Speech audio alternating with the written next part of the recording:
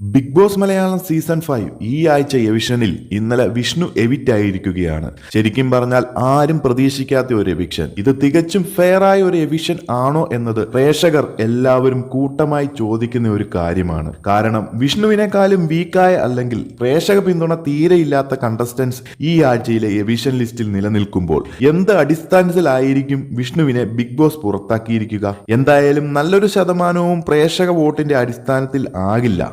കാരണം 100% ഉറപ്പു പറയാൻ സാധിക്കില്ല എങ്കിലും പല അൺഒഫീഷ്യൽ പോളുകളിലും സാമാന്യം നല്ല രീതിയിൽ പ്രേക്ഷക സപ്പോർട്ട് വിഷ്ണുവിന് കാണാൻ സാധിച്ചിട്ടുണ്ട്. കുറച്ച് ആഴ്ചകളായി വിഷ്ണു മൊത്തത്തിൽ ഗെയിമിൽ നിന്നും പിന്മാറി പിന്നിലേക്ക് നിൽക്കുന്നുണ്ടായിരുന്നുവെങ്കിലും പ്രേക്ഷക സപ്പോർട്ട് തീർത്തും കുറഞ്ഞിട്ടില്ലായിരുന്നു. അങ്ങനെ വരുമ്പോൾ ഇതിൽ ബിഗ് ബോസിന്റെ കളി ഉണ്ടെന്ന് 100% പറയാൻ സാധിക്കും. സെറീന സീക്രട്ട് റൂമിൽ നിന്നും എത്തി ഹൗസിനുള്ളിൽ നടക്കുന്ന പല പ്ലാനുകളും എല്ലാവരുടെയും അടുത്ത് പറയുകയുണ്ടായി.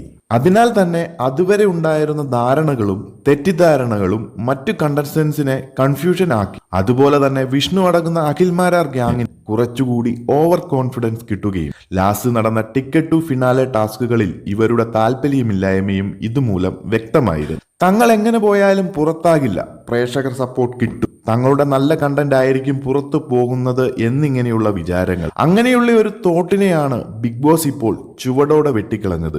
അതായത് ബിഗ് ബോസ് എന്നും അൺപ്രഡിക്റ്റബിൾ ആണെന്ന് പറയും പോലെ തന്നെ കണ്ടസ്റ്റൻസിന് ഇടയിൽ നിന്നിരുന്ന ഒരു കാൽക്കുലേഷൻസ് മുഴുവൻ തകിടം മറിക്കും വിധത്തിലാണ് ബിഗ് ബോസ് ഇപ്പോൾ കളിച്ചിരിക്കുന്നത്.